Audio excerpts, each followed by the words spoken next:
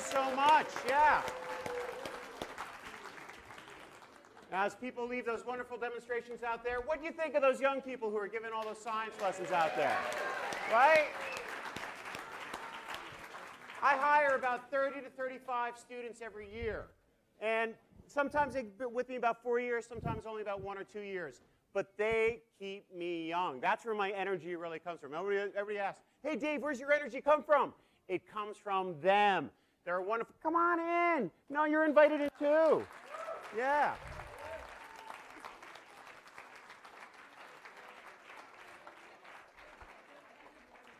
And if you're young and you're sitting in those chairs and someday you come to Rutgers for whatever, I don't care what you're studying, anthropology, sociology, philosophy, engineering, physics, you come work for me because you'll do that exact job for me when you're here at Rutgers too, okay?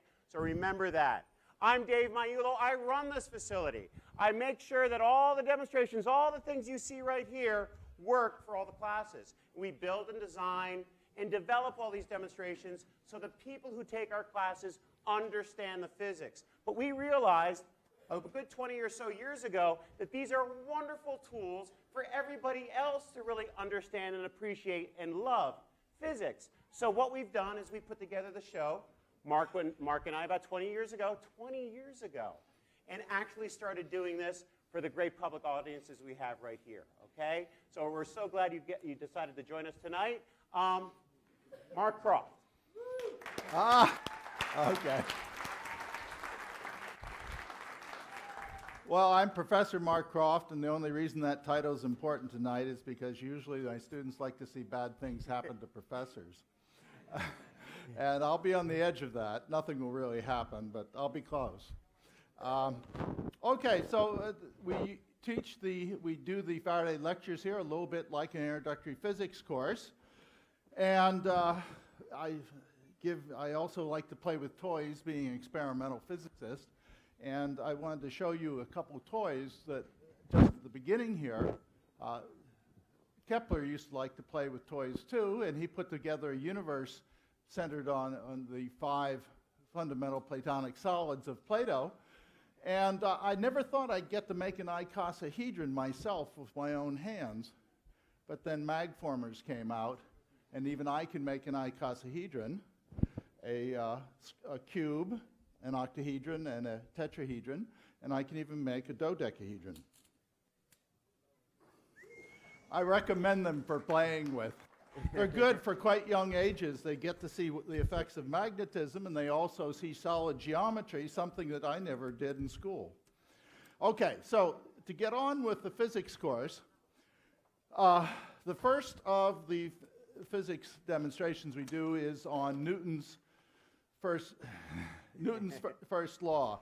Objects in rest tend to stay at rest. Objects in motion tend to stay at motion. If you excuse me, I'll get this coat off. I just wear it to prove I own a coat. 1. And here I have a bunch of objects with mass, and they are at rest, and they tend to stay at rest. If I pull them slowly, friction manages to stay working, and I pull them over. But if I pull them quickly, friction breaks rather quickly and give them a big acceleration, and they don't come flying off into my face. This is, of course, my wife's best china. Oh, wait a second. Sometimes it doesn't work. Okay, let's see here. Yeah.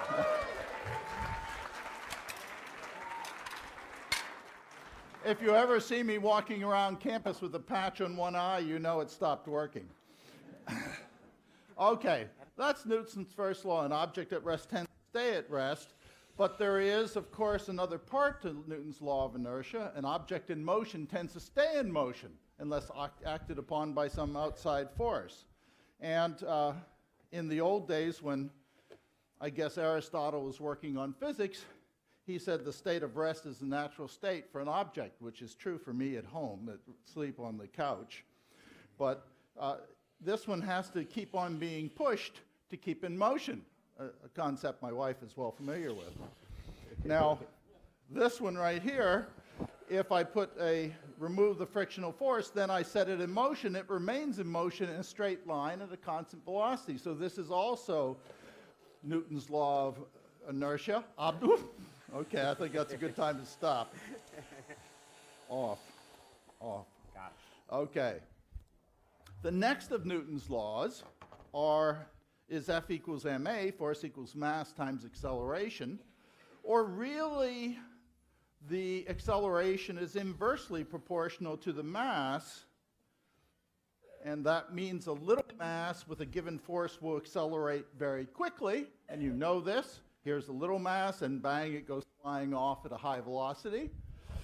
It changes its speed. Here's a little larger mass, and I give it a same force, and it goes a little... Sorry, you're not really in danger, but I should have warned you. My apologies. I've been there lots of times. Okay, now this one's a lead brick, and this lead brick doesn't like to accelerate at all. I can beat on it almost all day. I can even put it on my hand, and it won't hurt me at all. The students usually are rooting for the brick. There's one other thing. As I said, I like to play with toys, and there's a thing called buzz magnets that you can illustrate two more concepts that came on early in the history of physics. And Newton knew about magnetism, and magnetism is a great example of action at a distance. They don't touch each other, but yet they attract each other. They're called buzz magnets because you can do this with them. Okay, so this is action at a distance, and that's also a very nice thing to learn. Okay, now that's a number of Newton's laws. Which are we up to now? Well, I'm going to do this one right here. Oh, yes. Yeah. One. So what's that? A bowling ball. Yeah, our bowling ball's big and massive. Yeah, they're big and heavy, right? We know bowling balls are big and massive, right? We toss them down a lane. They move really well. What's that bowling ball attached to? String. Is it a big, heavy rope? Nah, it's just a light little string. So let me ask, can I pick up that massive bowling ball with that light little string? Do you hear different answers? Yeah, we hear different answers. And in science, when you hear different answers, what do you have to do to find out what the answer really is? You try it. And if you get anything out of this show, it's that, hey, this is why we're all actually scientists. Because as human beings, we're always doing experiments in our head all the time. We're always looking at things and saying, what's really going to happen? What's going to work? So as scientists, you've given me different ideas of what's going to happen.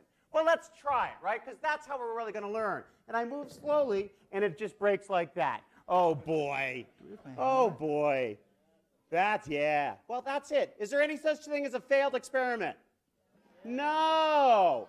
You learn whether or not the experiment works or not. You really do. So I'll retie it, and if I move slowly, I can move the bowling ball right off the floor. Now, am I moving the bowling ball fast? No. And force is equal to mass times acceleration, as you just heard from Mark. So there's actually, believe it or not, a physics term called the jerk. There really is. Look it up. Okay? Put it in your phone. Say, hey, Siri, what's a jerk? Because really, it's a physics term. It means a change in acceleration. And if I'm the jerk and I pull really hard on the string, what's going to happen to the string? Because force is equal to mass times acceleration. The more acceleration, that jerk, the more force on the string. But how do we really find out? We've got to do the experiment, right? So let's have a countdown. 3, 2, 1. And it breaks every single time. But let me ask, when do you do that experiment? When do you do it? I hope you do it a couple times a day. Exactly. Because what we have right here is when you do it. What's that? What is that? Oh! What is that? Toilet paper. Yeah, we got toilet paper right here. I need You another want some balloon. toilet paper, you just pull on the toilet paper, right? Nice and slow, till you get enough that you want to use, right? But when you get enough toilet paper to use, what do? You jerk it. Do I really have to explain this? Oh, boy, oh, boy. All right, Mark, I'm worried about the audience, but it's okay. Okay, we'll break this into two parts. I'm getting another balloon here. They started for it already. Somebody popped my balloon over there. That's all right. Is there one out here? No. Why don't you just start with this, Mark? Okay. We'll see when the balloon gets here. Okay. The F equals m, you don't have to blow it up, just bring me a balloon. Now, the next one is the force reaction force. It's you push me, I'll push you just as hard, but thank you very much, but no harder. And the first example of that is the air in a balloon, and I'm probably not going to blow this whole thing up because I haven't got that much blow left in me.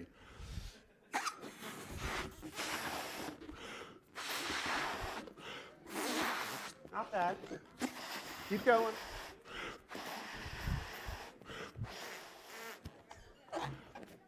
That's good enough, okay. Okay, so if I let go of this will shove the air in one direction, the balloon will be pushed in the other direction with an equal and opposite force. Whoa! Okay. Now, the students are usually not satisfied with that because the professor wasn't sufficiently embarrassed or endangered. So we worked out something else, with which I'll show you an example later. But this is the version of it we use now. I guess I have to get pointed at the right place here, right? Yeah. You're going to take care of all the messy details, right? Yeah. Okay. You want me to take this out, right? Yeah. I'll let you do the one where it stays stationary when I'll set up the picture. By the way, this is a very loud noise, so especially for you here or right in front, please cover your ears if you're scared of loud noises, because I don't want you to be surprised. Okay, now what's going to happen is I'm going to shoot high velocity carbon dioxide in that direction. It's going to shoot me in this direction, which the students like.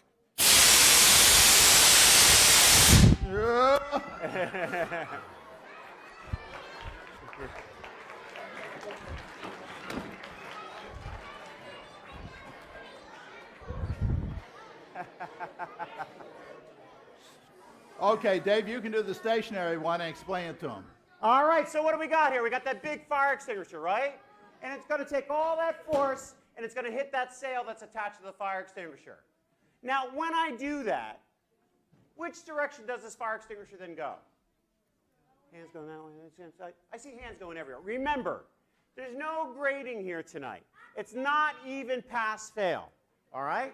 You can say anything you want. You're not going to be embarrassed. Let's do a survey. Who says I go that way? Good, good, good. Who says I go that way? Excellent. Who says I'm headed this way? Who knows I'm going that way? Sooner or later. Not today, I hope. By the way, again, this is a very loud noise. So let's see what direction this fire extinguisher cart now goes in, all right? 3, 2, 1. Which way did I go? Nowhere. The only thing that happens is your butt gets really cold. That's it. It's right down your pants. Now, why is that so? You saw and heard how much force is here. Well, it turns out you don't push on yourself and go into any kind of motion, right? You're on a skateboard. How do you get the skateboard to move? You push on the ground, right? You push on someone standing next to you. You don't push on yourself. Remember, every action has an equal and opposite reaction. But we don't want to do that to ourselves. So what do we got to do to make this fire extinguisher cart move? You just saw it. We got to take the sail off. Do rockets have sails? No. So come on, Matt. Matt here is going to help me out again. He's going to take the sail off, and now he's going to stand right behind me. And as you saw when we did this before, what direction does the fire extinguisher cart go? That way. But let me ask, does Matt have to be behind me with that shield for me to move forward? No, there's nobody in outer space standing behind rockets. That's a bad job to have. But that's the job we gave Matt right here, okay? Let's hope he survives. 3, 2, 1. Just like that. Rocket motion. Thank you. Now, the version of this demonstration that my students particularly liked, I gave up a couple of years ago because I have an artificial knee and another bad one to boot. But this was the version that I did back then. That's me holding a 50-pound fire extinguisher on skates. And then I fire it out the back. And then a little while later, I come back. Wait. Now, stopping's always the problem. Now, there was another version of that, The first time I did that, I didn't hold it quite so in such an odd way. I held it a little bit differently. Can you get it? And let me see if this guy comes up. I held it off to the side a little bit.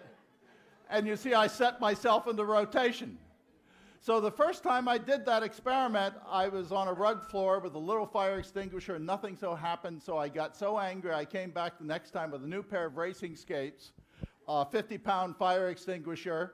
And sir, if you plot common sense versus time, mine went to dead zero because I got up on a table about that tall. Discovered I wasn't holding it quite right and sent myself into rotation and translation, blowing myself off the table. That was a one-time deal. Why did he get on a table? We don't know. Because it was a rugged floor, and the rugged floor was too much of a drag, too much friction. I wanted to get away from that friction, to my everlasting foolish. Now, one more example of force in motion that we have right here. You go up to a fish and you say, "Hey, fish, how's the water?" Right? And what does the fish say? He says, "I don't even understand the question." Why? Because the fish is always what? In the water. They don't really understand the experience of being out of the water. And I ask you, how much force is pressing down on your body all the time from our atmosphere? How much force? You know the numbers. So a lot of people know the numbers. They know the equations. But do you really know how much force is there? No. To show you how much force is pressing down on your body all the time from the atmosphere, we're going to take all the atmosphere out. Yeah. Not from the room. Just from this tube right here. I'm going to turn on this pump right here. I'm going to take all the force out of that air out of this very long tube.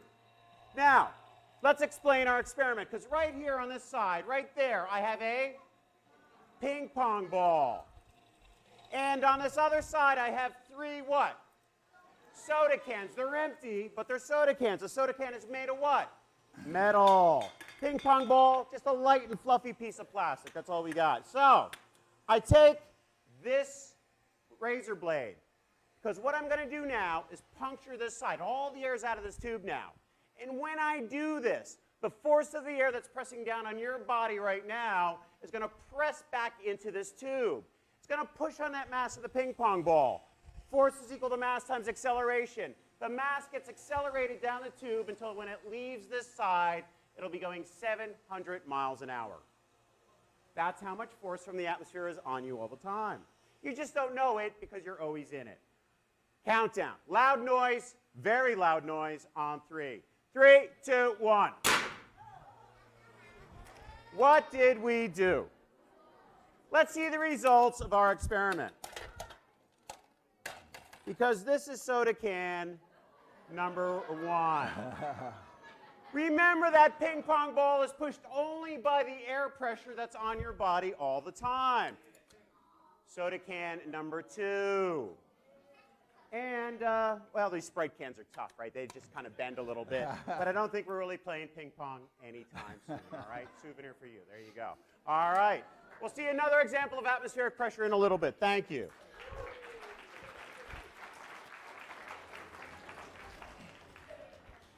Okay. So far, we've been looking at things that sort of move in straight lines.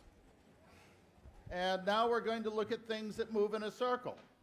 And the nice thing I like about this particular apparatus, the cushion and the rope, is that all I can do is pull on it.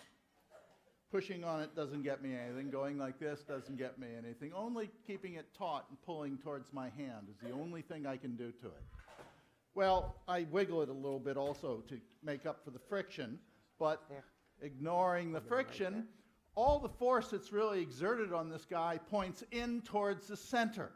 That's what keeps it moving in circular motion like this. So whenever something's moving in circular motion, whether it's like that or like that, the net force is always towards the center. Okay, yeah. Okay. I'm going to try over your head, but there we go. And when I let go of it, it's sort of the David and Goliath effect. It goes off tangential to the circle in a straight line. David, that Goliath was on the receiving end. Okay. That makes you Goliath. All right. Well, this is another example of force and mass and acceleration. There you go. Well, now there's a demonstration that they have me do all the time. You know why? Because I'm not very good at it. Yeah. Did I mention it's not good to sit in the front row? I'll move a little away from you since you will keep your thing dry. That's really full, yeah. Yeah. Well, this is how you got to do it. That's really full. Oh, yeah. Alaska's best champagne, right? Yes, that may not be a joke in a little while. Okay.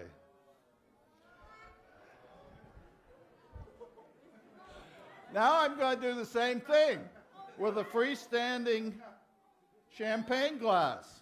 Remember, I'm not very good at this.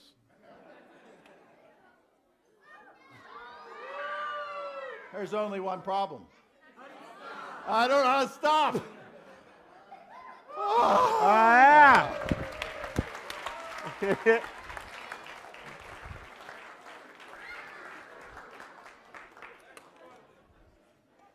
No.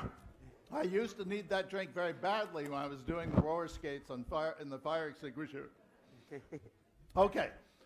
So where are we up to? Energy? Energy. Okay. Well, you all know a little bit about energy. If I was to take a ball and I was to throw it as hard as I could at you, or throw it at you with a lacrosse stick very hard, you would know that you would be worried, right? Because it would have a high velocity, and therefore it has a high energy of motion. You know about this. You get out of the way of things that are going fast and are hard. By the way, if you're playing softball or baseball, and a ball comes at your body, you always step back keeping your shoulder to it. You don't open up your heart, because a blow at this point of the heart of a hard-pitched baseball can make your heart stop if it's in the wrong part of the beat. Never expose your heart to a ball like that. Okay, so the lacrosse stick is also useful because it allows me to illustrate a little more dramatically, or a little bit more reach, the concept of potential energy. Here I have an object and I put it at a very high place. And we all know that if I simply tip this guy over, it will hit the ground with a fairly high velocity. So it must have some energy of position up there that gets converted into energy of motion when it goes to a lower height. Okay, so this potential energy, or energy of position, gets converted into energy of motion, and it bounced back up, and so they can get converted back and forth many times. By the way, a lacrosse stick also has a nice illustration, is a nice illustration of the circular motion. If you ever watch the lacrosse players and the guy's going down the field and somebody comes up close to him and looks as though he's going to hit him, he starts going like this. He's pinning the ball in there by rotating it, very much like I was pinning the glass when I swung it in a circle. And they even designed the lacrosse sticks. There's a rule that the lacrosse ball can't go beneath the bottom of the stick. So they curved the stick. So it dips down, and so that the radius in which you're twirling it is actually a little larger than it should be if the stick was exactly flat. Okay, so it's energy of motion being converted, position being converted to energy of motion, we tell the students, and usually the students are not satisfied because it hasn't endangered and embarrassed the professor. Okay. We used to have a wonderful rickety ladder I did this on. Now I'm the only rickety thing. So I'm going to start, oh yes. I have health insurance, but not glasses insurance. So I'm going to start this thing out at a very high height, and it's going to gather a lot of energy, and is that on the screen now? Yeah. Okay. And so it's going to change the energy of position and energy of motion. It will hit this cinder block down there and goes to energy of destruction. Well, after I show them that, they really like this better, because I'm starting with it on my soft little nose. And I don't have to worry about it coming back and crushing my nose, because when it gets back here, all of its energy will be back in energy of position. It'll be turning around to go the other way. I'm not worried at all. I'm not worried. I'm still not worried. I'm still not worried. Okay. Okay. as I Yeah, said. thank you, Mark.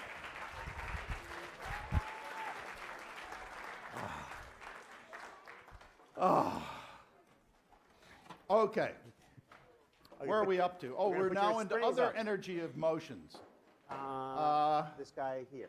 I believe it's Right HDM3. Yeah. There you go. There's other objects that can move. That was a pendulum. And I want you to notice, is there a laser here? My Yeah. laser should be out here someplace. Oh, there, it's in my pocket. Son of a gun. This was just like the pendulum that you saw up there. As it's constantly converting energy of position into energy of here. When it gets up here, it's energy of position, energy of motion. Energy of position, motion, position, motion. And you see it's transferring the energy back and forth. And there's a characteristic time scale for that. If I have a little short pendulum, as Galileo discovered, the conversion goes much quicker. Energy, motion, position, motion, I almost can't say it fast enough.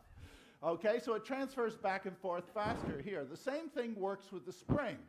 If you hang a heavy weight from a spring, it converts back and forth slowly, and you hang a light weight from the spring, and I really have overdone it here, it vibrates very quickly. It has a natural rate at which it likes to transfer the energy. And just to illustrate that with a concrete example here, I pull this guy down, and I let him go. Okay? And he's converting energy of compression of the spring and stretching of the string to energy of motion over and over again. And that would be true whether I dropped it like this or whether I threw it up like this. It always does the same thing. If you go out and come in, you don't know how you started it. Well, that's giving it a kick to start with. There's another sort of motion you can have, and that is you can put a repeat motion on it. And if I repeat like this, up and down very slowly, it does almost no extra vibrations, okay? And if I vibrate it up and down really quickly, almost nothing happens again. But if I put energy in at exactly the times that it likes to vibrate, then the energy builds up and up and up.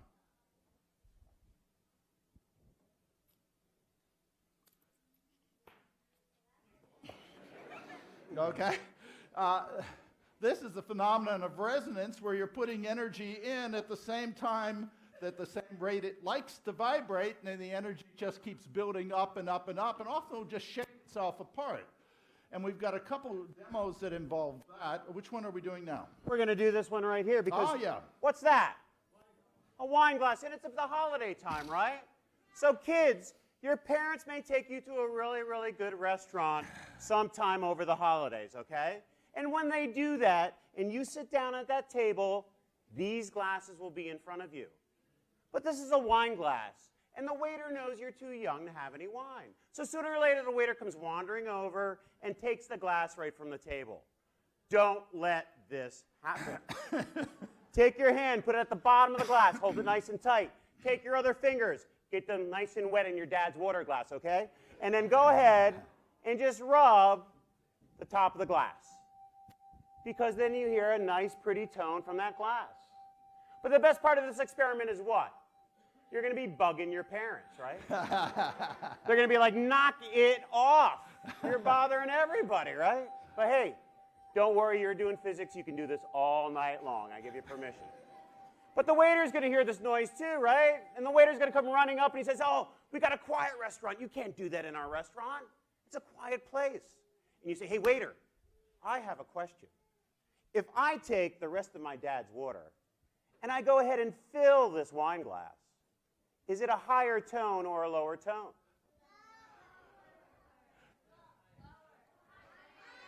You sound just like the waiter. What are you going to hear? What do we do to find out? Try it. It's like everything else in life. You got to try it. So it's actually a lower tone. It's a lower tone because you now have the density of the water mixing with the density of the wine glass at a lower resonant frequency. So there you go. So have some fun at your next restaurant, okay? Yes, I met. Thank you. I met Dave's father once, True. and he really looked as though he was had a hard time with Dave when he was younger. This rod isn't marked. Oh, yeah, it is. Oh, not on that side. It's not on this side. Yeah, you're all right. Okay, you can I'm going figure to it have out. to measure it. Elbow, the fingers, elbows, the fingers. Okay, this is going to be an approximate measurement. I'm going to do the same thing. You notice that the wine glass liked the ring at its natural frequency of ringing. And now I'm going to do a rod. And I've guessed on it here, but I'm going to tweak it a little bit. And it should have a natural frequency it likes to ring at when I hold it here.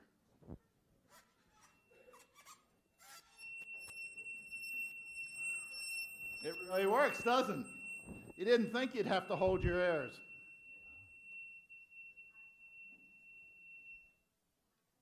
Okay?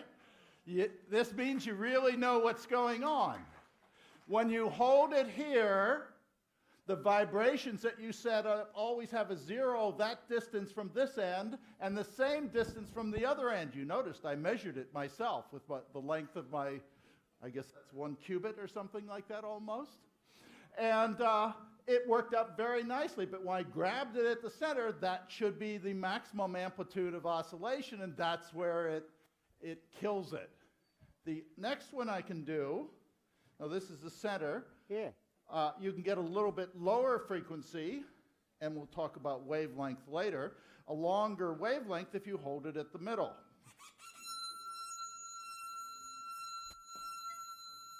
Hold it down here, Mark.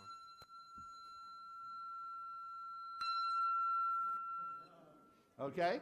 That matches, it matches up to the airwaves better when you put the loudspeaker on the end. And now this one, I held it at the center on the top there, but when I grab it at the end, it kills it. And these turn out to be standing waves, and you can actually calculate the velocity of sound and aluminum with this particular experiment that I've just shown you. We'll talk more about standing waves in a minute. In a second. Yeah, what we're going to do now, we're going to look down at the beaker we have in this box. And you see it right there. What I'm going to do is turn some lights out. And what I can do is actually make that beaker ring. I can turn up a sound, and that beaker's ringing.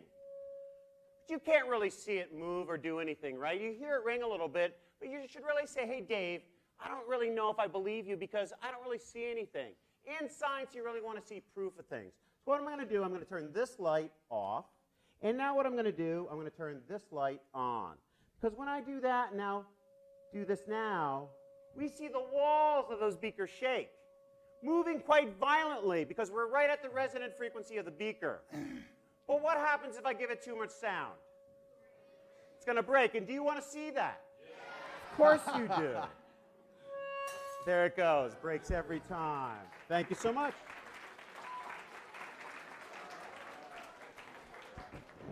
Okay, we're now up to vibrations, right? Yeah, I think, do I have that traveling guy here too? Okay. Traveling transverse, okay. HDMI 3. Okay, now what we're going to do is we're going to deal with things like a rope or a spring. And we're going to displace some part of the string. And it's taut, so it likes to snap back into position. But I want you to notice that when I let it snap, you're going to see a bump run down that way and then come back. Well, actually, it did it so quickly. It does it so quickly you can't actually pick it up. So let me show you here. Whenever I have an object that likes to stay at one place, it's being pulled back to that position. And if I displace one end, I create a pulse that travels out in the other direction. And now there's a particular way you can wiggle the end of a string in a sine wave in a regular fashion. And I think I have that illustration on this computer. If you wiggle the end in a regular fashion, you get what you call a simple harmonic wave. And there's my laser. And if you wiggle it slowly, you see that the disturbance that goes down here has a plus and a minus shape, but it has a very long repeat distance. As a matter of fact, the repeat distance, or what they call the wavelength, is so big you can't even see the whole two peaks on this one. So this is a very low frequency, very long wavelength. This one right here, we wiggle it, and you can see it's a very high frequency, low frequency, high frequency. Okay, and you can see that the wavelength is very short, the repeat distance in space. And now Dave's going to show you a propagating disturbance, not a sine wave. What's that? It's a garbage can. You ever pick up a garbage can? Yeah, we've all picked up garbage cans before. What's this garbage can have on one side? A hole. On the other side is just a big slab of rubber. So it's kind of like a drum. Kind of like a drum. And I can do this. And if I do this, some of you who are down here may actually feel something. Dave's a devil. Yeah, like right there. Some of you may feel something. Did you feel anything in back? No. And if they turn, and you're not liars. I'm not calling you liars. That's not what this is about. If they turned around and said, no, I felt something, you really should believe me. Do you necessarily have to believe them? No, that's not what science is about. You believe what you see on Facebook now? On Twitter? No, don't do that, right? Don't believe that stuff. So what we really want to do, we want to see proof of things, right? And in science, a lot of times, we see proof of something from action at a distance. In fact, astronomers do it all the time. What they do is they see something happening, and they can kind of guess what's happening on the other side. Come on out, Hope. Okay. Whoop, whoop, whoop. Got to light this guy again. So what we have here is a candle. We're going to light that candle there. Whoop, whoop. Hold it out towards them. Almost. Here you go. Try again. There you go. Oh, I don't know if I can do it. And she's going to move it, and you put your hand around it. There you go. Put your hand around it. There you go. We can do this. And now I got this device right here, right? And if I do this from this side, I can blow that candle out. So now you all know that something's happening. But the best part of science isn't just seeing the effect. The best part of science is seeing exactly what's going on. So what I have here is some theatrical fog. Now, theatrical fog is just glycerin that we heat up. It expands, becomes a fog. They put glycerin in all your food. They just don't tell you, so don't worry. But what I'm going to do now, it's true. What I'm going to do now was actually happening every single time I hit the end of this. You just didn't see it. And this, to me, is one of the reasons why science is so much fun. What is that? Yeah! Who doesn't like that, right? Oh, it's so hard to build. It's a garbage can. Go home and build one. All right? I dare ya. Hey, you can even name this thing now. Right at the professors in the audience. There. So, what's that shape? That's a circle, right? Hey, what's that shape? So if I take the square and I put it on the end of the garbage can, what are we going to see now? How about squircles? Yeah. Hearts. How about a rhombus? What are we going to see? Are you curious? Do I have a fun job? Yeah. In fact, the very first time I did this experiment was about 10 years ago in my own office. This is true story. And I said to myself, you know, I know enough physics to actually kind of decide this is what I should see, but I wasn't positive till I did what? The experiment. That's how you really learn in life. And sometimes when you learn, you get a bit surprised. So what are we going to see? Circles. Only stable shape is the smoke ring. Smoke squares don't exist. They really don't. They're like unicorns. You want them to be real, but they don't exist. All right? Now, there's a whole lot of physics right here. And the reason only smoke rings work is because they're back spinning. The stability comes from that angular momentum of the spin. But you know what I got over here? Anybody here know the term LIGOs, or gravitation waves? Okay, in America, they just did a great big experiment. They actually found that gravitation moves in waves. Wow, fantastic stuff. Really. But you know what? Gravitation waves actually look just like smoke rings. This is true. Let me show you exactly how. Because what I put on the end of the garbage can is now an ellipse. And a gravitation wave is a propagating wave, just like we were talking about here, believe it or not. And this is actually what they look like. See how it's going back and forth? That's what a gravitation wave actually does as it moves through the air. How can you have, right? Build one. Thank you very much.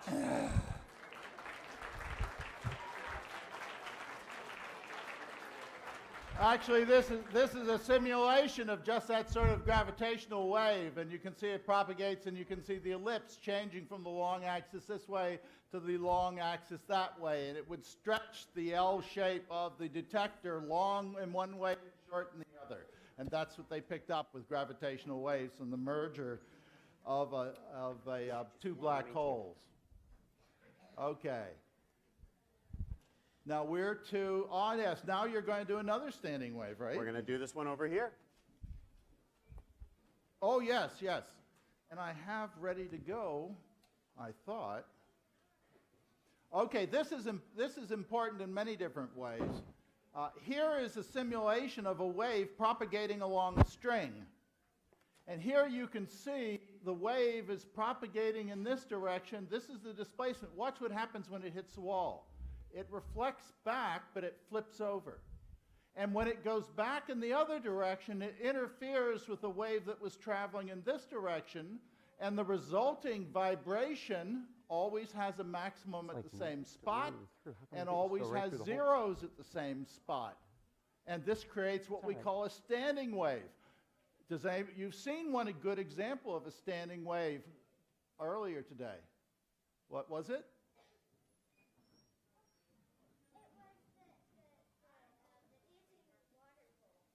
Dancing water bowl, you're right, used to be in the lecture. You see, we have too many veterans here. You're absolutely right. But the example that we did earlier today was the standing waves on the rod. Okay, it had this wave shape, and I could always grab it at the same spot and be sure to find a zero because it had waves traveling in both directions that gave a stable vibrational pattern. And this is a nice example of this. You do this as a function of how much you wiggle one end. And there's the fundamental wave that has a maximum in the middle and zeros on the end. It's zero here because it can't move at all. The little wiggling down there doesn't really count. And then we go to a little higher frequency, and the next standing wave has a zero here and two maximums on either side. And we go to a higher frequency, and you see you get two zeros for nodes and three maximums. You want to go for four? Oh, yeah. More power. Okay, there's the next higher one. So the waves there'll be special resonant waves that'll fit on this rope in which the wavelength, the length of the wiggle, exactly 1/2 of it matches to the multiples of it, it matches to the length of the rope. All right? And in fact, this same concept can be explained, can be used by in atomic theory and also in particle physics. They're actually the top floor of the physics department over here is dedicated to string theory, where if a certain number of wiggles, it's an electron, and a different number of wiggles, it's a photon or a proton. Now, what else? Don't quote me on them. What else is a standing wave? What else do we use as a standing wave? How do you hear my voice? Sound. So let me ask you a really, really strange question. How big is that sound? How big is it? Why is that a strange question? How do we measure sound as human beings? With our ears, it's either a loud sound or a soft sound. We don't really measure the size of it because we usually don't see sound. But here in our show, we like to show you what you don't normally see. So that's that sound. And what I'm going to do, I'm going to put some propane in this long tube. When I do that, we light it all the way across the top just like that. Now what I'm going to do, I'm going to make it a nice, even flame. Just like that. Now what I'm going to do, I'm going to put that sound back inside that tube. Because when I do that, we will actually see just what the sound looks like. Because there it is. That's our sound. That's what you're hearing. That's that standing wave. Just like that. If you could see the sound in the air go towards your ears, this is what you would see, that standing wave. So that's a sound wave. Isn't that pretty? You like that? Yeah. And you know what's kind of fun about this? I can do this. I can actually change the sound. Just like we would change that wavelength over there. Let's see. I could go higher in pitch. It's a different size wave.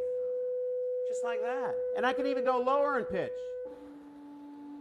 And it's actually a bigger wave, as you can see, right here in front of you. So now you can go home, you can say you saw sound, right? But that's just one. Yeah, that's fun. But that's just one frequency, one wavelength. What if we go ahead and put a song in here instead? What might we see? We're going to see, yeah, and I know you all have your favorite songs, and guess what? I'm not going to play any one of them. No. Instead, what I'm going to do, I'm going to play a song that I think you all really know. And you say to me, Dave, there's no way you know a song that we all actually know. But it's not even Happy Birthday, okay? You tell me if you know this song. What song is that? Star Wars. Who doesn't know Star Wars? And now you're going to say all the waves in the Star Wars theme song. Some big ones, some small ones. Hey, this is fun stuff. This is how I play my stereo at home. Right here. Just like that. So I hope you enjoy that. A Song in Flame. Thank you so much. Do we have the fluorescent screen? What's that? Do we have the toilet seat or the fluorescent screen? Oh, yeah, everything's right here. Okay. You ready for that? Right? Isn't that next? I think so, yeah. Let me bring it right on out. We even have the nice block. Yes. Yeah. Okay. Now we're going to move to another sort of wave, a wave that perhaps you're not as familiar with, and that is a light wave. And we'll have to turn out all the lights for this, right? Yeah. Okay, let me get this guy on. You know how to turn the screen off, right? Oh, yeah. Okay, good. I'm glad somebody here knows what they're doing. Dave always does. It turns out that light is also a wave. It's vibrations of electromagnetic waves, and a laser's a nice source for it. And so there's waves that are traveling out along that direction, and when they hit another material, they change directions. Like a number of the demonstrations here, I dumpster dove for this particular block. It was being thrown out by the particle physics people, and I saw that something that was covered over, and I said, hey, what's underneath there? And I pulled it out. I've since dropped it, so it's smaller than it used to be. Okay, Dave, you're going to put when light hits something it slows down the speed of light. Can you see how this is going along that line and then how it bends when it hits the material? Let me turn it so you can see it on this side, and turn it so you can see it on this side. Can everybody see it? That's hot. Okay, so that's one thing I wanted to show you. When light changes its speed, it changes its direction at the interface. And now there's a special effect that happens if I shine it from below. I get this reflection, of course, over here. We won't even worry about the reflection. But you notice how it hits the top up here and it comes back down. Can you see that? Inside. That effect is called total internal reflection. That's what you use in optical fibers to carry the information in optical fibers. You have lasers that shine down the optical fiber. It can't get out of the fiber, so it goes a long distance without any losses. And so that's what waves do when they change velocity. And here, this is always fun, but you always have to be careful with lasers. Anybody hands you a laser, you treat it like a gun. And you also worry about ricochets, too. Another nice thing about this, and this is why the particle physicists like it, is because if you tickle it with higher energy radiation, specifically with violet radiation, it sort of fluoresces. And they were shining particles in, and they were exciting it. Yes, there you can see the blue fluoresces a little bit. And then we'll turn on this guy. And then, of course, the students usually are pretty bored by this time because I haven't done anything to embarrass myself in a while. And so my wife always knows when I'd be in a lecture. Is it working? Oh, yeah. Oh, God. Okay. So high energy light, like violet light, will tickle it and make it glow very nicely. And there's a nice example of that. Let me hold this up for you. Okay. Well, I actually, green, yeah. If I shine the green light on here, it doesn't do anything. If I shine a red light on here, okay, where's the button? At the end. At the end. Oh, at the end!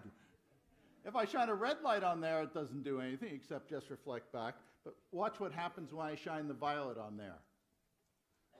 Other side. Oh, Here God. you go. Okay. I use...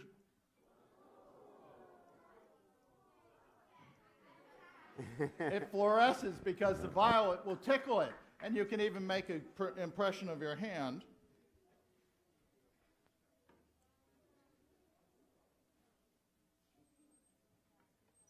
Okay, it's not that great. All right. And then there's always this one. Flip it open.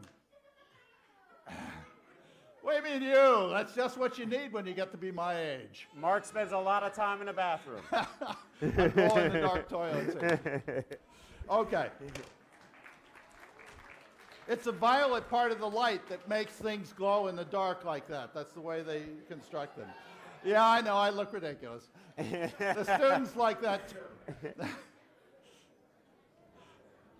Now we're up to... the speaker right here. Ah, yes. Are you going to explain it? Yeah. Or you want me to? Okay, you got it. So what I got here, and we can leave the lights on for this, is 2 beakers. And you can see those 2 beakers right here in our camera. And what I'm going to do, I'm going to say, well, we see that one in the center. But what I have here, we see them because that light reflects off, right? And it comes back towards you, comes back towards the camera, and you can see that because it's bending. But if we take the bend out of that light, that beaker will actually disappear because there's no reason then for that light to then change its direction. So what I got is a magic fluid here. And I'm going to pour that inside the center beaker, but I'm going to let it overflow. And what happened to the beaker that was inside? It's gone. Is it still there? Yeah, but the light is no longer bending. This has exactly the same of what we call index of refraction. When light passes from air into another substance, those other substances have a different index of refraction. Well, I took that away. There's actually no longer any change in how that light passes through the inner beaker because this is exactly the same. I know, magic fluid, right? Right there. So that's why we no longer see it. So you want to play a cruel trick on somebody, you just do that in the sink, right? And they're like, oh, no. No, don't do that. You don't break the beaker. It's bad stuff. Actually, there's an even easier way. Instead of calling it the index of refraction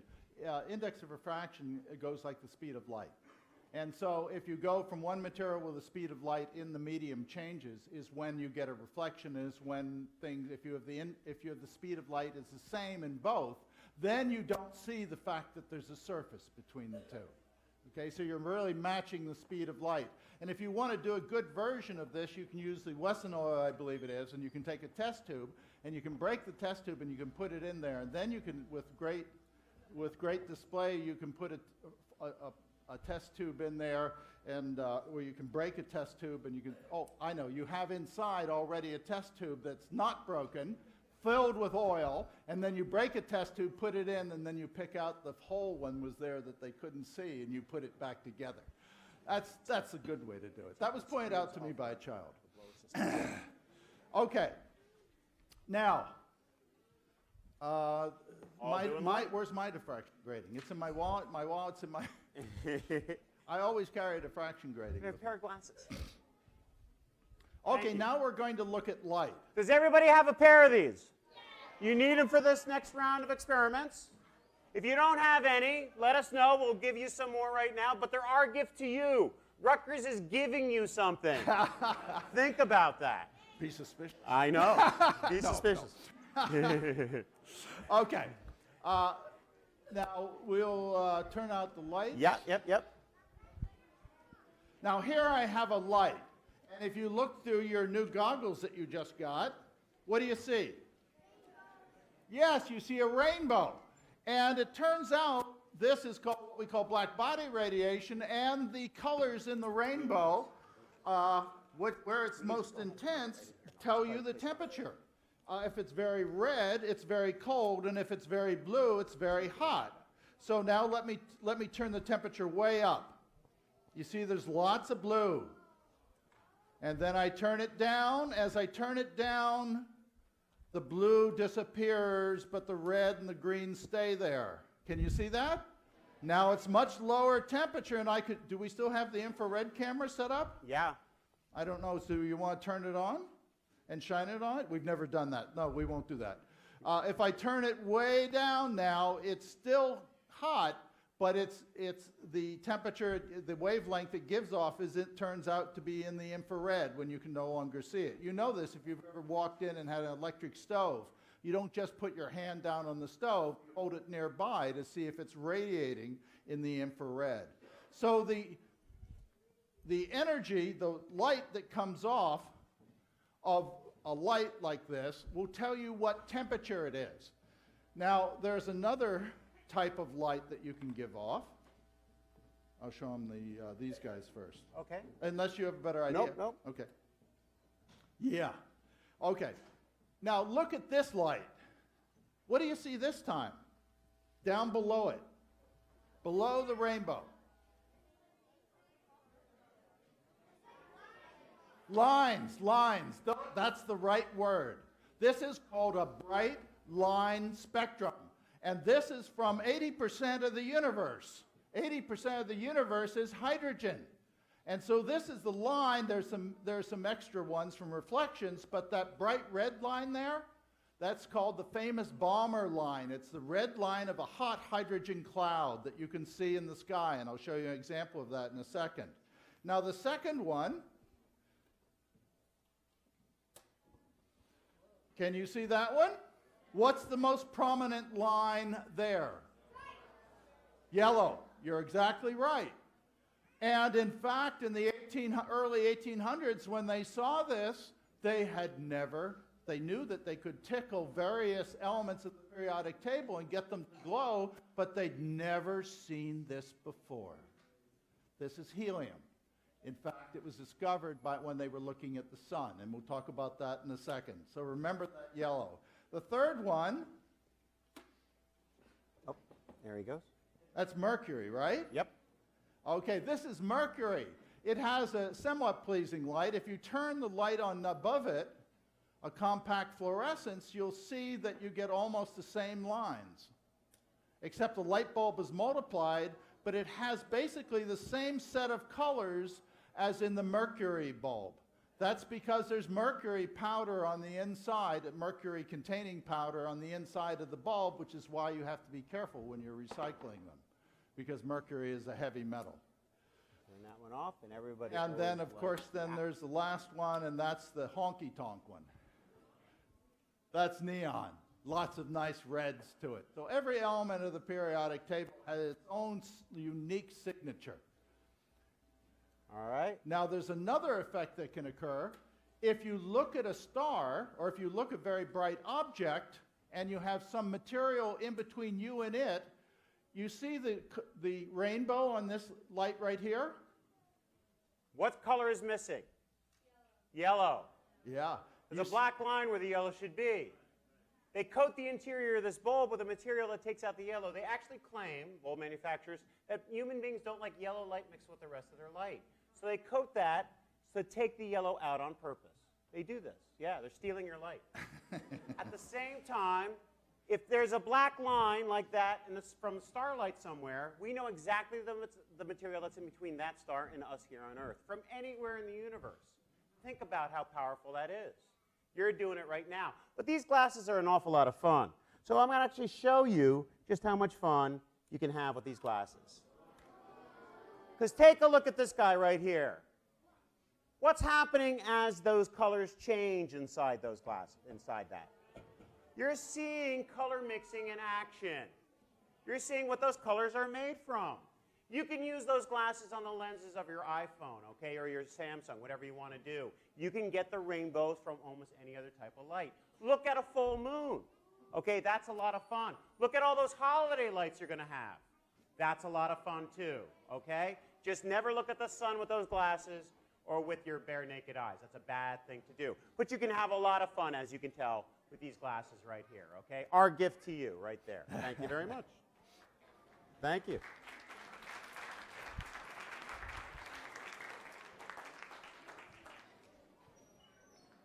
We may want to skip that just to get through everything. Okay, let me just very, very quickly.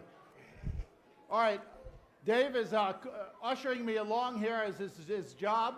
Among other things, if you look up in the sky at the Orion constellation that will be over there in the sky about this time of year, a little bit later, you will see that there is the bright stars that are whitish, and those will be about very high temperature stars, and they will have a lot of blue in them. And then there's this red giant Betelgeuse up in the corner, and he's reddish. He has almost no blue because he has a very low temperature. And the glowing part of the sword of Orion actually is a glowing hydrogen cloud, and you would see the red bomber line that you saw right here. And although, Dave, you're still setting up, right? Yeah. Okay. I've got him. What happened to my... Did somebody take my mouse? Okay. Maybe. Ah, yes. This is a picture, an eclipse, and this is a spectrum at an eclipse. The sun's central light is blocked out, and you see the yellow line, the emission line of helium. And that's why they named it helium, because they discovered it on the sun. There's my mouse in my hand. That's what being a professor is all about.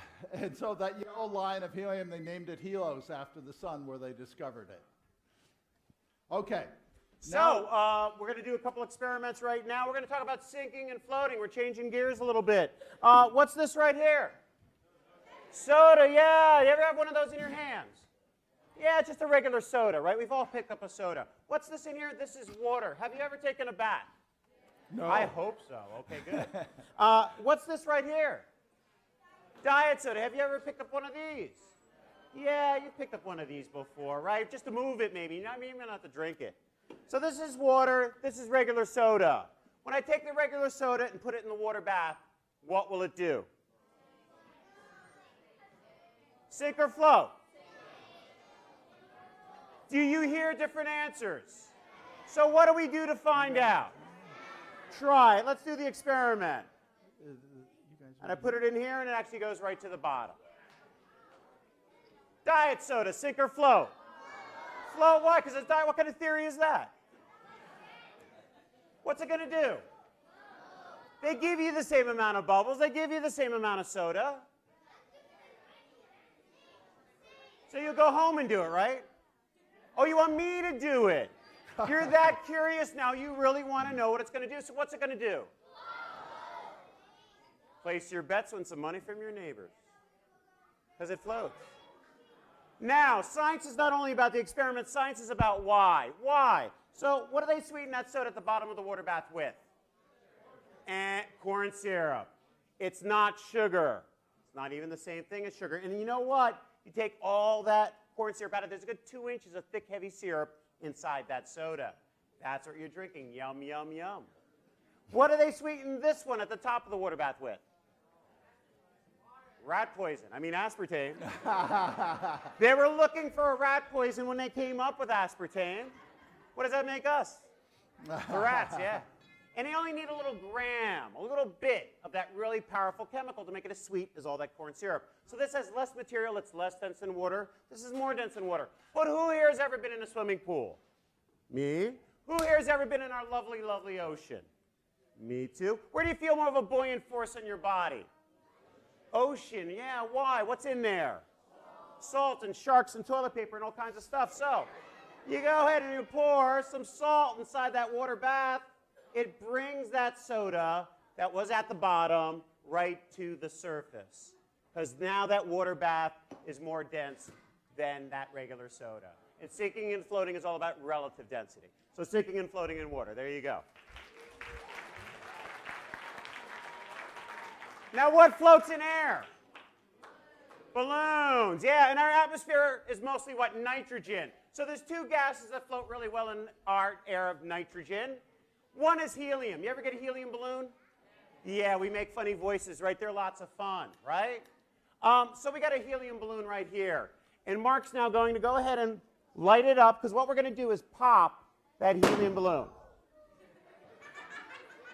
But there's another gas that floats a whole lot better than helium. Yeah. It's really cheap. We're never, ever going to run out of it. We're running out of helium, but we're never going to run out of hydrogen.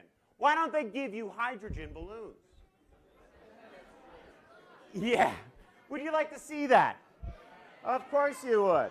You can always tell when it's a little dangerous. I'm the one doing it.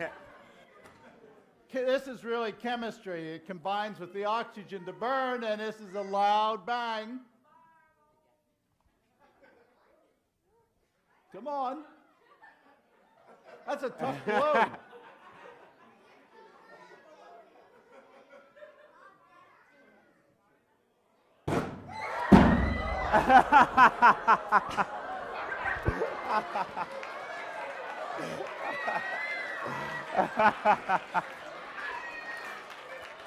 I told you not to stay in the front row.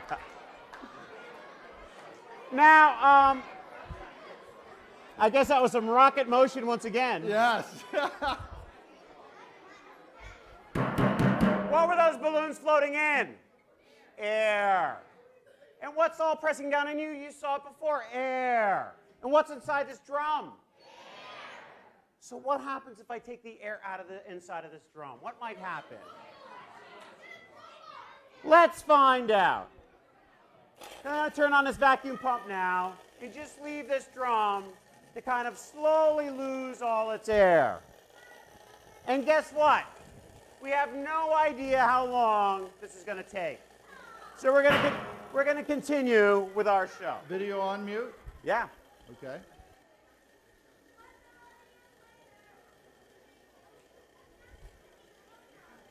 What are you looking for? Okay.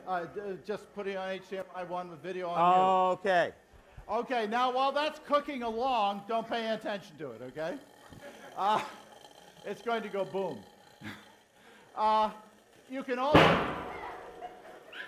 That wasn't it.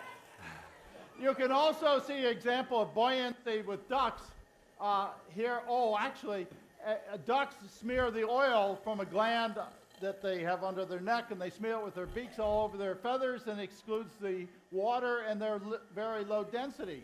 Cormorants, on the other hand, float very low in the water, and they dive to the bottom and eat the fish at the bottom, but then they have to stand around with their wings out to dry off afterwards. Okay, so that's another illustration of density. Now, since we're waiting for that guy to go, let me tell you how you should be thinking about temperature and pressure. And here I have an illustration, and I don't want to blow it apart. Can you tell me the difference? Can you tell me the difference between the molecules running around in this container and here? One of them is fast. This one is moving really fast, and you see it's very high temperature. This one is moving really slow, and it's very low temperature. What was it when something moves fast? What's its energy of motion? Big, lots of energy of motion, and that's all temperature is. You guys have an extra pair of underpants in the back? So what did we do to our drum? It collapsed only from that air pressure that's on you now. We take the air out of the inside, nothing pushing back from the inside. So sooner or later, the big steel drum, which is actually a pretty strong drum, collapses just like that. Okay, so that's atmospheric pressure in one form. And now we're going to do some, you want to finish that? Yeah, I'll just say a couple more words about it. This I really want you to remember, because this is some real physics that many people don't get till they're much older, like me. Just the speed of the motion of the average energy per particle is the temperature. So lots of energy of motion, high temperature, very low energy of motion, low temperature. That's all it is inside a gas anyway. And you notice that these will hit the wall, they bounce off really hard, so the pressure on the wall is really high. These hit the wall very slow, so the pressure on the wall is very small. Okay, so temperature and pressure are just related to how fast the molecules in the gas or the atoms in the gas are moving. This is an awfully large balloon. Okay, now we have liquid nitrogen. The first thing you want to know about liquid nitrogen is that it can be quite dangerous, and you keep away from it. Why do I have a rubber mallet instead of a... Oh, that'll that's work. Good enough, okay. That'll work. Okay, here I have some everyday stuff. Yes, broccoli. Turns out broccoli's really good if you put garlic on it. Now here's the broccoli. And now if I hit it, that's what happens to broccoli that's been cooled to liquid nitrogen temperature. And here I have a hot dog. That tells you why you have to keep your good distance from liquid nitrogen, because it turns everything brittle. A hot dog breaks like glass. And what's this? What's that? Banana split, right? Got it, right? Okay, so liquid nitrogen can really change the properties of materials, including you. And I'll start this by cooking. And here I have a helium balloon, and it's fully inflated. Why? Because the molecules are running around on the inside, bouncing off the walls, pushing out on the walls. That's why it's inflated to its full amount. And here I have a nice flour that when you cool it off becomes brittle as glass. But now what I'm going to do is I'm going to try, is this guy, He's full. he's full. Still got my fingers. Okay. Now I'm going to roll this guy in here, and the molecules are doing what? Slowing down. And as they slow down, you see you start to develop dimples on the outside because they're hitting the walls less hard. The balloon is shrinking. What's happening to its density? Density's going up, okay? Because it's now a smaller volume, but the same amount of weight.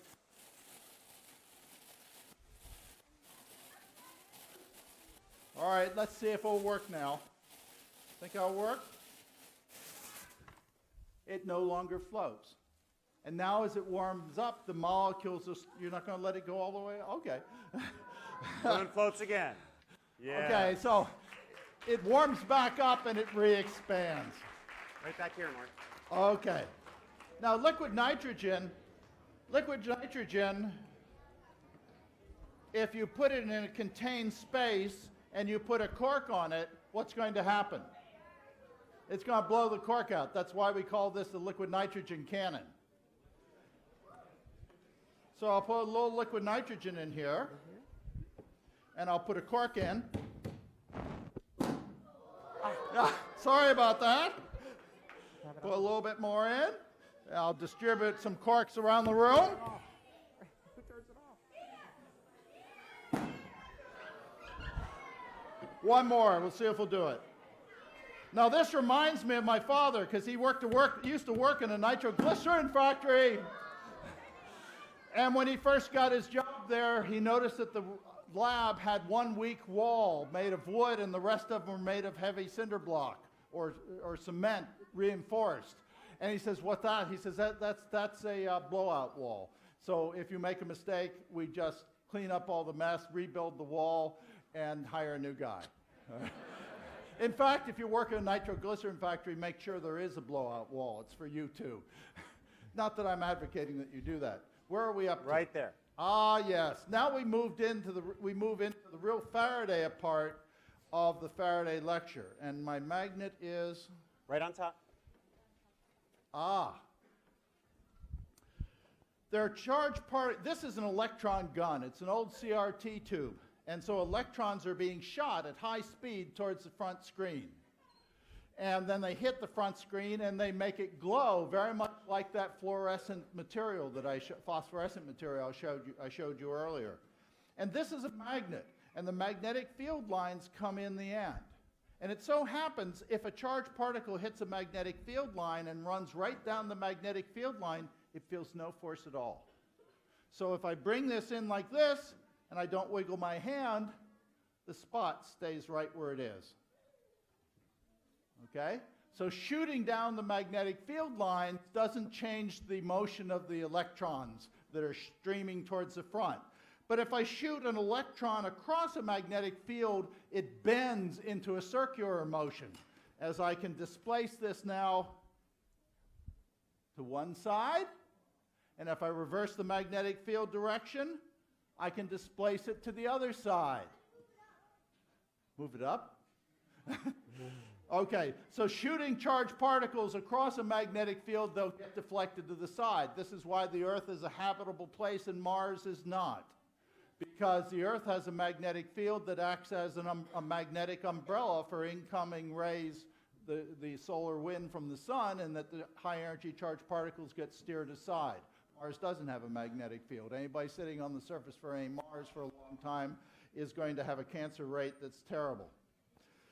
Now, this is a coil.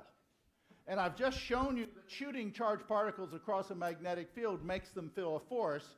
And now I've got charged particles everywhere inside of this circle, and you can see that there is a galvanometer there. And there's a very interesting thing that happens.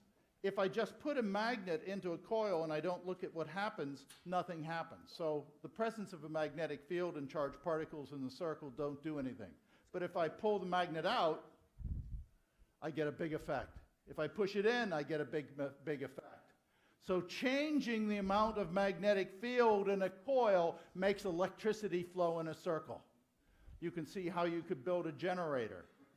You could just flip a magnet inside of a coil and the current would go back and forth. Suppose you flipped it 60 times a second, you'd get the same current that you have in the wall. 60 cycles a second. It'd go one way, the electrical current goes one way and then the other way.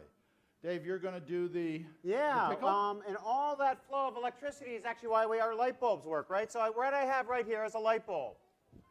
Really?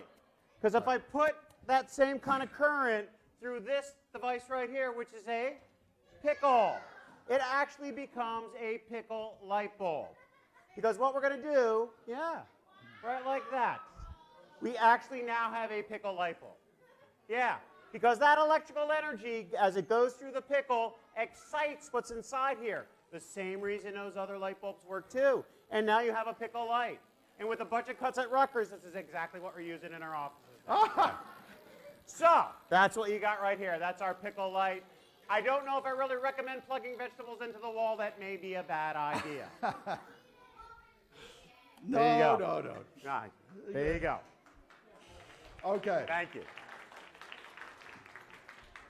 Now what I'm going to do is I'm going to roll a piece of aluminum that has electrons that can flow around in it, down an inclined plane to where it hits a magnetic field. And so they'll see a changing magnetic field inside of here. And that will make current flow in circles. And you end up converting the energy of motion of this into energy of motion of electrons in a circle. It's like hitting butter. And so if I replace this by another object that's been chewed out in the middle, but still has a continuous path around the outside, it still sees the same effect because current can still flow in a circle. Okay? If I would simply drop it in here, I'd see the same effect. It doesn't fall quickly because the energy of motion of the object gets converted into electrical energy. This one is cut from both sides in a devilish way in which nothing can flow, no current can flow in a circle. So he goes through as if the magnet isn't there. The electrical current can't complete its circular path. And now I have an example here the ability of the electrons to move gets better at low temperature. So the effect should get better if I cool the aluminum. And now this is, of course, very dangerous. This is quite cold. If you put your fingers on here, they'd stick and you'd lose some skin. This shows the effect on steroids. And then it goes again, okay? Now, there are two other versions of this effect. Dave, you want to show them this one? Yeah, here we actually had the material move through the magnetic field. But here I have a very strong magnet. And what I have here is a big copper tube. Now, copper is not magnetic, right? I take this and I put it next to the copper and I let it go. It just falls like that. But there's a big interaction between that field, the magnetic field, and that copper. In fact, such a large interaction, if I drop it down the tube, you can look up here and see what happens as it moves through the tube, slowing the fall. Okay? With that interaction, you now have another magnetic field caused in this tube opposing that motion. Just like that, okay? Just like that. I want to do it again? Yes. Why not? Looks like an astronaut kind of like floating through space, right? Kim Koth gave me that tube. That is, in fact, a piece of wire from Fermilab. It carried so much current that you had to send water through the center to keep it from melting. Just like that. There you go. Thank you. Now, this is called the ring flinger. Here, I put a solid piece of aluminum on here, and I turn an alternating current in here. So the magnetic flips up, down 60 times a second. So the changing magnetic field in here will make a current flow in a circle, and this will behave like an electromagnet, and they either attract or repel, and I wouldn't be doing the experiment if they attracted. Is it plugged in? Whoa! Now it is. No, now it is. Okay. And so it jumps. And I used to have some child come up and help me with it. I'd say, here, put it on here like this, okay? And then I'd turn it on. And the poor child would come up and go. And then I'd turn it off and say, no, put it on like this. Okay? They suggest I stop doing that. And now this one has a notch cut out of it, so no electrical currents in a circle, so it doesn't show the effect. But of course, now the children don't believe me about anything. And so I have to show them that the other one still jumps while that one stays put. Okay? So it's something flowing in a circle. Okay, and then Dave's, this one shows an even better effect. But here's one that's been cooled. Again, we amplify the effect. Yeah, and prove its electricity, I now have it flow in the circle, and I light a light bulb with it. No connection except the changing magnetic field between the two. All right, it's been a long show for Mark. Yeah, wonderful.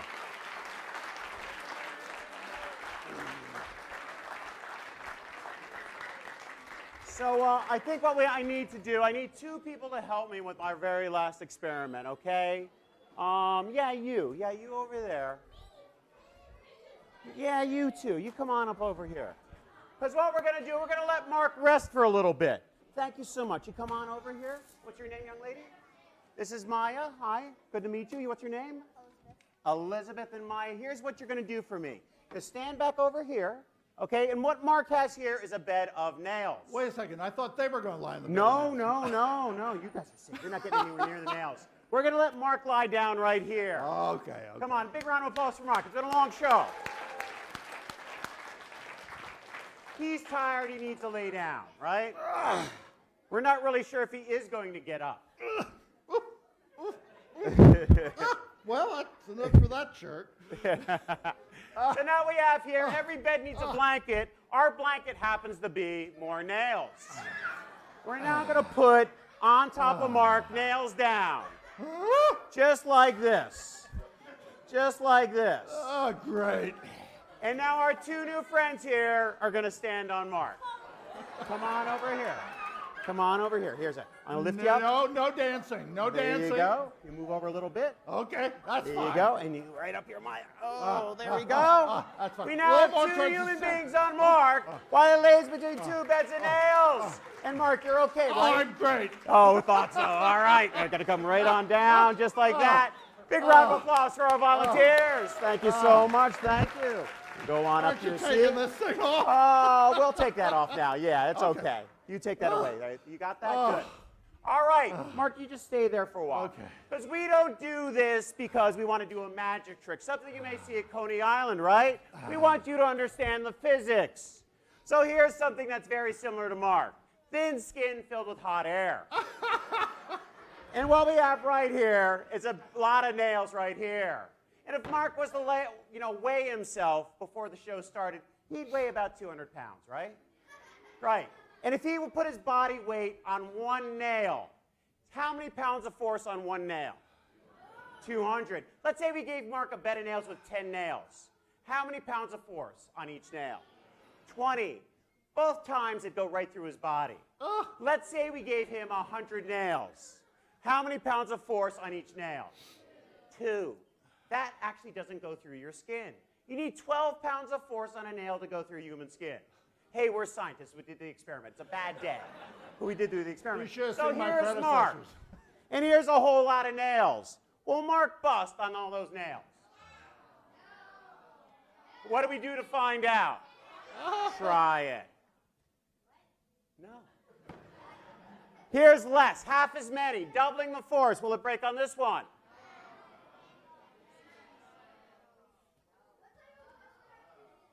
No. Here we're doubling the force again. Yeah, it's the last one too, right? And yes. But you're all beginners, so everybody's got to start with one. Who's ready? No, no, no, you don't do that. But we have one more thing to show you right here. And hey, you know, Mark, you were actually one of my professors when I was here at Rutgers. Oh, yeah, I remember. And you actually didn't give me a very good grade. What's the sign say? Bad physics show. If, wait, you get back down. If you like what you see here, come and see us in Manhattan. I'm going to put this right on Mark's neck, just like a guillotine. Okay? Because what I got right here is We what? can talk about that grade.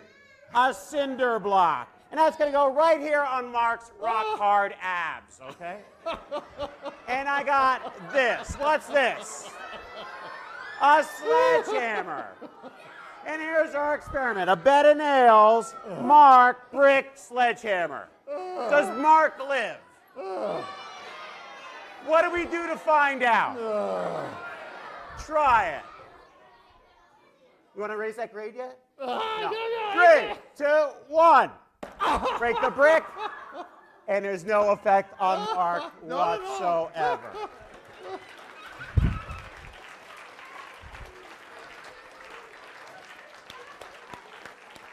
But he does get up slower every time. Now, Mark has one more to show you. For this, we're going to actually turn the Actually, camera for the off. broadcast part of the presentation. Thank you, it's audience, over. for watching us. So it's off? Yeah. This is Okay. just for you guys here. We do just one last one, and that's because I don't want this broadcast because I want to be the last person doing it.